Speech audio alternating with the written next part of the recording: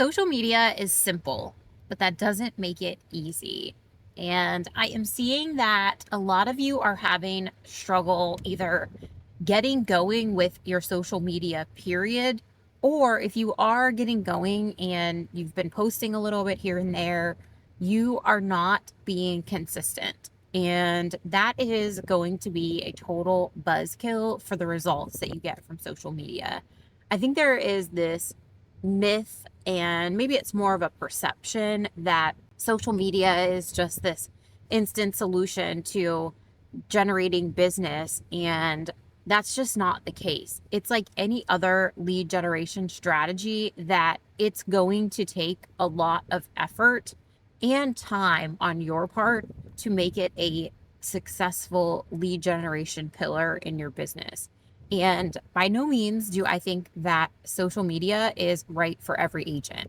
There is a lead generation strategy out there that's right for every agent. And there is no shame if that is door knocking or it's cold calling. Like, it really doesn't make a difference what lead generation strategy an agent adopts. What makes the difference is whether or not you are committed to it and you want to study it and master it. And with social media, there's a lot of factors that play into being successful with generating leads on social media. I think what can be really hard with it is it's a long game. It is, in most cases, not going to pop off overnight. And I have so many examples over the years with my own social media where I posted something that I thought was going to do really well. It completely flopped. So then I went back, tweaked it a little, and then it really takes off. And I think that's something to keep in mind if you are in the trenches with your social media right now. It is always going to be a matter of testing and analyzing data. And I don't think that's talked about enough when it comes to social media. It's not sexy. It's really not even that fun. Maybe it is for someone like me because I'm a data nerd and I love the numbers. But for someone who's super creative and really doesn't like digging into data and testing and going the more scientific route, it can be very tricky because some things that you spend 30 seconds on will pop off, and other things that you really invested time, research in, maybe some money into, and it falls flat and you're going, what the heck? Why did this happen? And that's why it takes constant testing on social media. But in order to do that testing, you first have to get to a point that you are consistent. And if you are not consistent with posting on social media, it's going to be very difficult, especially in the early stages, to grow your following and actually build that community. So if you are trying to find success on social media, or if you are still wanting to determine if that's a lead generation strategy that you really want to dig into, just keep that in mind. And Rome was not built in a day. So if you aren't already posting, I would say consistently 2 to 3 times a week, then your goal should not be to post every day because you're going to burn out and it's not going to turn out well. You have to slowly scale on the consistency. If you're not posting at all, I would start with 1 time a week. And is posting 1 time a week enough to grow a following? No, quite frankly, it's not. But if you get comfortable with posting 1 time a week, then to go from 1 to 3 times a week really is not that big of a jump.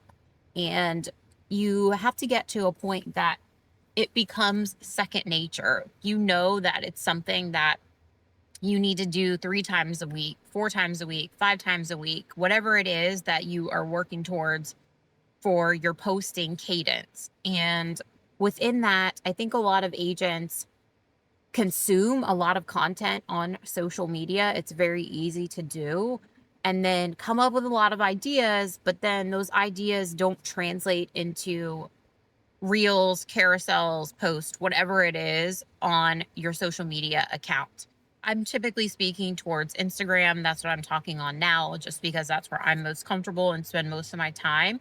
But this really applies across the board. It could be TikTok, it could be YouTube, it could be Facebook. You have to teach the algorithm that it can rely on you to show up on a consistent basis. Because if you are posting, the first of the month and you don't come back and post again for another 3 weeks, the algorithm doesn't know what to expect from you. Not to mention, you are not giving your followers or people that you would like to follow you anything to go off of. You have to show up. It takes so much more showing up than I think any of us estimates. And even now, for me, years into it, I really should be showing up more than I am for various reasons. That's not going to happen in my life right now.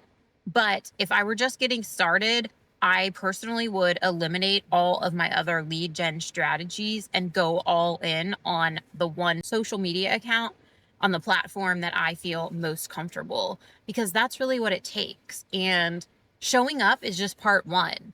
Then you also have to make sure that you are showing up with some type of offer that people are actually going to want to raise their hand and say, yes, I want that. And I think that now lead magnets have got to be better than a buyer's guide or a seller's guide. That can certainly be what you're offering, but it can't be packaged that way. That is boring sounding to consumers. And it's just been so played out that typically I don't think you are going to get a lot of hand raises for them to want to snag that freebie that you're offering. And depending on how you've set your social media account up, if you are sharing, local businesses, or if you are sharing about information in your city in general, that's going to then determine what your lead magnet should be. And we all need to be sharing our lead magnets more than we do. I am notorious for getting in my head about, oh, well, I posted that 2 weeks ago, or I posted that last month. And then I get on this hamster wheel of constantly having to come up with new content.